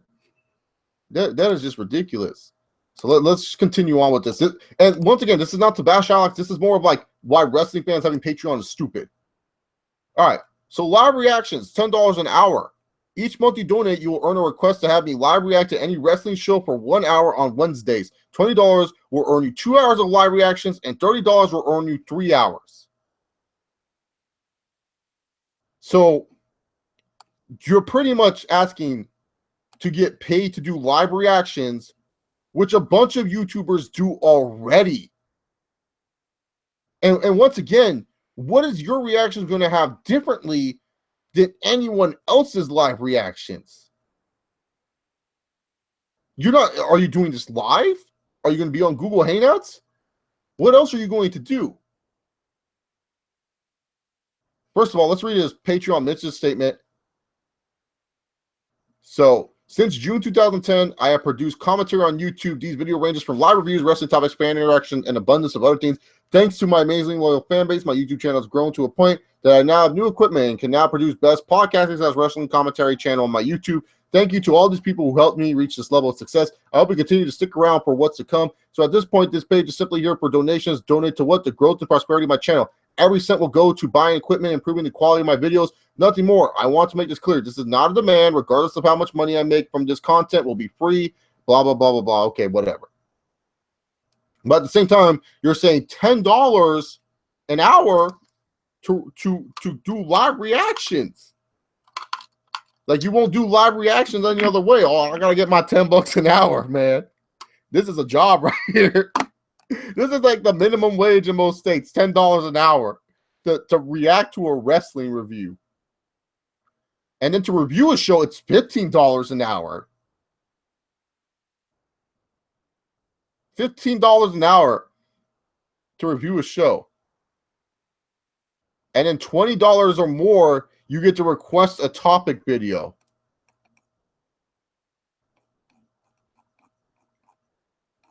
Like, what kind of rewards are these? And he's like, oh, so that way I can get equipment to improve and make the best wrestling videos. Like, okay, first of all, here, I'm going to go to my shitty camera real quick. I'm going to go to my shitty camera so that way you guys can see. Like, I have 2 cameras, okay? I have 2 cameras. So we're going to go onto the shitty camera real quick. So we're going to save this real quick. Going to turn the camera on. We're going to stop screen sharing. All right, this is going to look terrible. Yes, this is my shitty camera. I know. But look at this camera I bought right here. This is a Logitech. This is the basic camera that I bought. This costs no more than $40. Okay? This costs no more than $40. All right, so now we switch over to my good camera. We switch over to the Logitech. Look at that, Logitech M70. Look at what's next to me on my stand on my desk. This is my Blue Snowball microphone. This cost me $40 as well. Pretty much. To do videos in the YWC, you just need those 2 things I showed you. Yeah, this motherfucker asking $500 a month to do a live stream that anyone can do. But that makes it special, Chase. Because, yeah, you could do it. That's just stupid. Why would you want to pay this guy? So, yeah, man, I'm just saying, man, it makes no sense. Like, Patreon for wrestling fans makes no sense.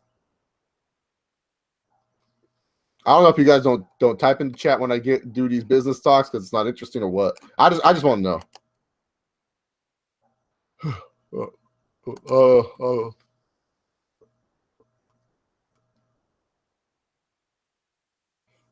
I don't know, man. I just don't get the whole like, oh, $500 a month, man. I'm doing this shit for free. I'm not even asking you guys to pay. Like, there's this one thing YouTube wants me to turn on. Like, every time I do my streams, guys. So when I set up a stream, YouTube always asks me, hey, do you want to do super chat? And I don't want to do super chat, man. Oh, you're waiting for my Raw review? I already did that, Savin McFly. Rewind the stream. I already did it. It wasn't much of a review. I'm going to be dead honest here because I was like talking about the segments and making fun of them. You know, the usual Chase Oliver reviews. God damn, dude. One of my neighbors is playing music loud. He's like, yeah, and stuff like that. I don't know if I have passion for YouTube. I just do this for fun. It's not really passion. It's more of like it's more passion for my other job. Like I do this. YouTube's more of a good portfolio for like in the future when I'm trying to get a job in like social media and stuff like that. When people go, oh, what experiences do you have in social media? And I'm like, well, I ran a YouTube channel where I had 2,000 subscribers. And the reason why I didn't gain more subscribers is because, you know, YouTube's algorithms kind of messed me up. But I was at one point a good wrestling YouTuber and one of the top ones and stuff like that. And I talked about a topic like pro wrestling and stuff. And honestly, let's be real here, guys. I've been growing as of late with my channel and stuff like that. But before these type of streams, like honestly, like I say it all the time, but it's 10:45 my time at night, and I have 16 people watching me. That's amazing that I have 16 people willing to sit here and watch me rant and talk about pro wrestling and just answer any questions. You know, 16 human beings, and sometimes it peaks to like 22 or 23 people are watching me talk about this shit. You know, that's cool enough with me.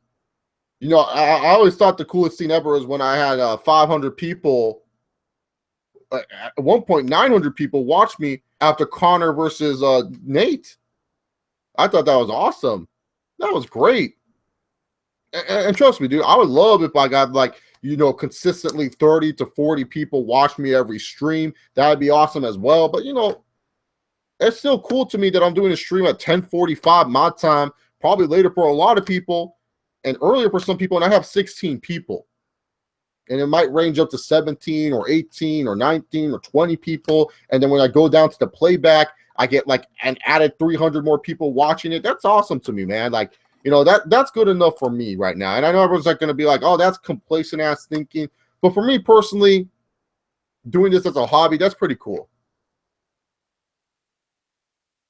Jack from OTRS versus JDN from NY, last mark standing match. That'd be good. What happened to Brandon Roy? I know he's like coaching Washington high school team, and he was trying to make it to the state title. So yeah. No, what did Brian Alvarez say about Sheamus? Savvy McFly. What did he say? That Sheamus is a bitch? Because I know Sheamus is a bitch. Everyone knows that. Just ask Kuniko.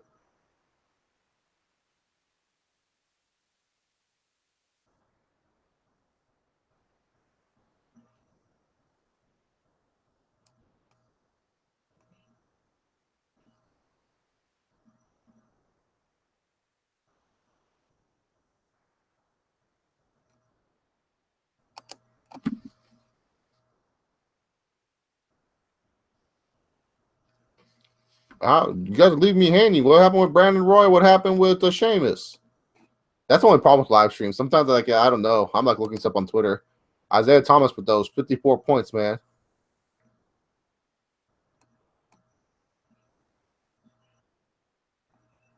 What is this, Lucha Carnival shit? What the fuck? We're Pungy Vice and Extra Talented. What the hell is this shit?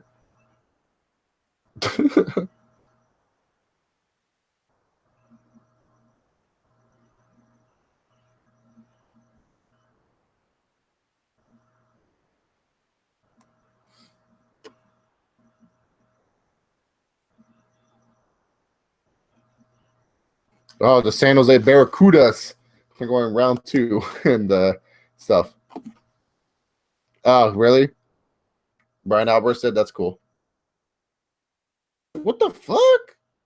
Brandon Roy got shot. What the hell is he doing? First of all, back to what Sheamus. Like, first of all, I don't know why Brian Alvarez is like.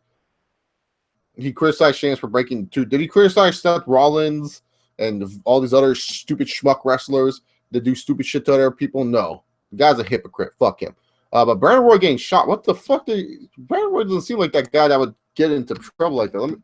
I'm gonna look up this stuff, man. I can't imagine Brandon Roy, who by the way had one of the best playoff comebacks in NBA history against the Dallas Mavericks.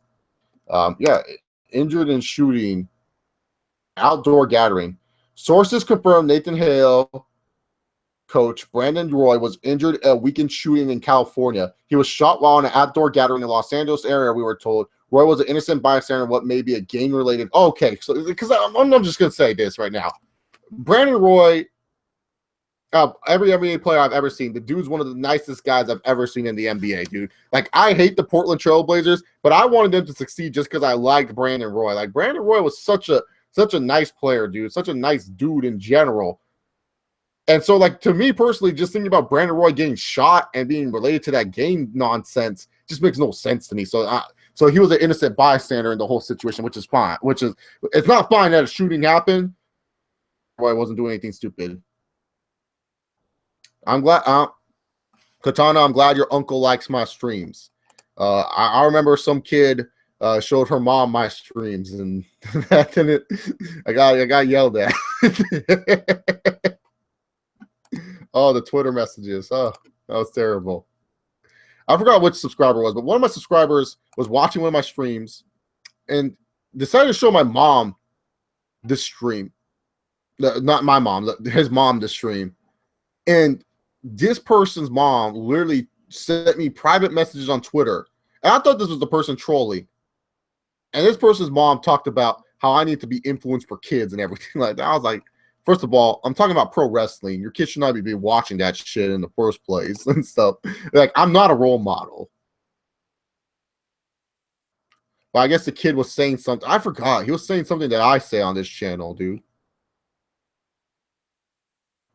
I don't know why Sheamus gets heat, man. It's ridiculous. Like, the YWC always bitches about Sheamus not getting pushed. And then, like, Sheamus, man, he should get pushed. And then he gets pushed and fans boo about it. God damn, Stephanie McMahon Stephanie McMahon is the most inconsistent human being when it comes to taking photos. I'm gonna show you this photo right here, man, dude. Like, this is ridiculous, dude. Like, seriously, Stephanie McMahon, dude, she's pretty, but look at this, man. She's so inconsistent with photos. Oh my god, dude, look at this.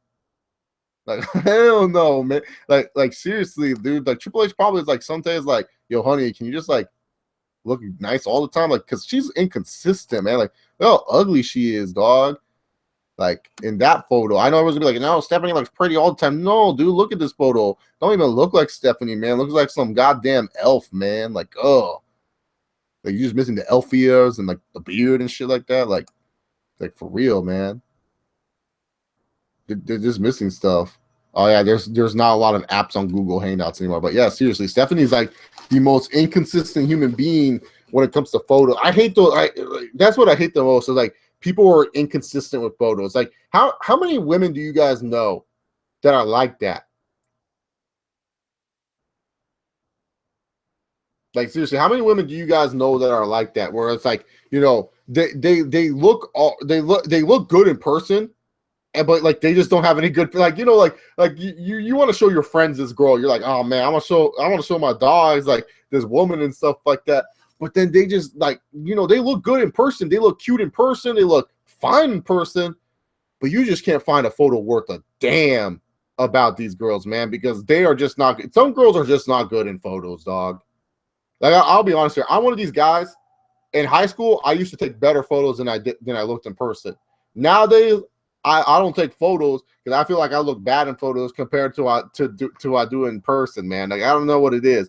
But yeah, man, sometimes with women, man, they look fine. Like, they're just like, oh yeah, they look good in person. It's just more of like when they take photos, they're just like, ugh. Like, it's just more of like, ugh. That's how it is with Stephanie, man. Stephanie takes like such bad photos. Like, sometimes I see a photo of Stephanie, I'm like, ugh. Like, I'm just like, I just don't want to see that shit. And then like I see Stephanie actually in person, or like Stephanie on TV, and I'm like, damn, Stephanie looking fine. But then she takes these creepy ass photos where I'm just like, oh no.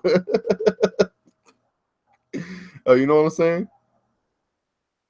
Yeah, that's how it is, man. Some women, dude, they're just inconsistent as fuck when it comes to photos. All this money, I'm losing my mind. Hold me back. I'm trying to find this like notepad. My manager, she gave me this note, and it had like this ID that I had to do to go onto this website. Oh, found it finally! About damn time.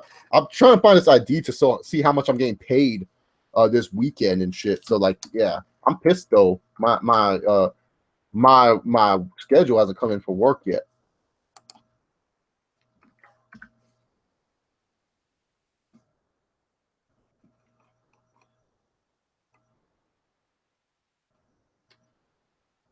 Really, John Patton? I don't know, man. I feel like sometimes they don't take good pictures. Like some girls just don't take good pictures, dude.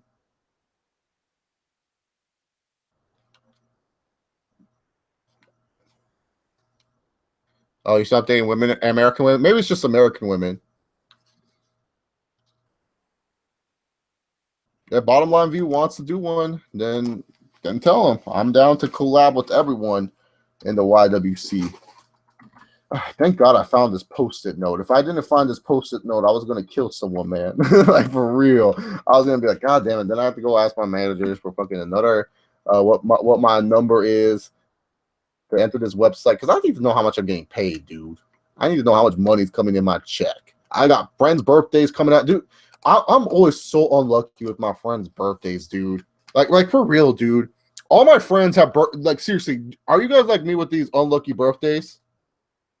Because I'm super unlucky. Because all my friends, minus my best friend whose birthday is in February, all my friends have birthdays in April, May, and June. Like that's so and it's like a week to week thing, man. It's just like, luckily one of them lives in Hawaii, and so I can just send like a picture as a gift or something like that, man. You know what I'm saying? But when it comes down to it, man, it's like, oh man, so many birthdays in June and May for me when it comes to my friends. And then I get a nice little break. But then, oh God, like I don't know what it is. Parents loved having sex in February or something, because in October or November, I get hit even more. Like that's worse than Christmas, man. And not to mention too, May, that's also not only a couple friends' birthdays, with June being a few of my friends' birthdays as well, but also May is Mother's Day and my brother's birthday too. Thankfully, I already got my brother his gift, with Mother's Day, I still gotta get my mom a gift. My mom's like, thankfully with my mom, she's cool about like really getting anything, so it's just kind of like, yeah. God damn, dude, I always get depressed when I look at my deductions. I didn't make shit this check, man.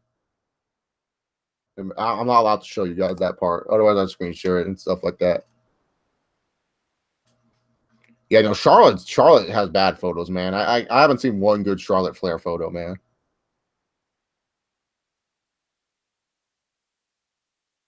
Lucky with women. Women from other countries are always easier to date too, because they don't know shit about America. So like the hard part is like if you ruin it for them, like if you introduce them to friends that they may find more attractive than you, that's the only hard part, man. You gotta keep them in their bubble where they don't know anything about America. Just like, oh yeah, honey, I'm like the coolest American you'll ever meet. Yeah. So yeah. Anyways, I think this is a good point to end this stream, mainly because I gotta relax a little bit and stuff like that, and I'm getting a little bit tired myself. Thank you guys very much for tuning into the stream. If you guys like what you saw, hit that subscribe button down below, especially if you're new to this channel. Follow me on Twitter at ChaseOver68. Make sure you guys, I forgot what else I say in this channel. Oh, your birthday's in November too, Katana. Yeah, I swear to God, people love giving kids births in October and November. Don't know what it is, but it is what it is. But yeah, you guys can follow me on Twitter at ChaseOliver68, YouTube.com/ChaseOliver. Yeah, that's pretty much it. You guys got to remember, Kalisto is the GOAT. And sometimes, just like Brock Lesnar, you don't have to give a shit. And as always, yo, fuck Finn Balor. Have yourself a good one. I'll see you guys hopefully sometime soon. It just depends on my schedule and how I'm feeling. These last 2 weeks have been kind of rough on me health-wise. Hopefully it gets a little bit better and I'll be able to do a little bit more this week. But, you know, this weekend, if I don't make a stream because of Guardians of the Galaxy 2 kicked my ass, don't be mad at me. But I'll try my best to get a stream in this weekend and stuff like that, to talk random wrestling and stuff like that. So, yeah, thank you all very much. Have yourself a good one.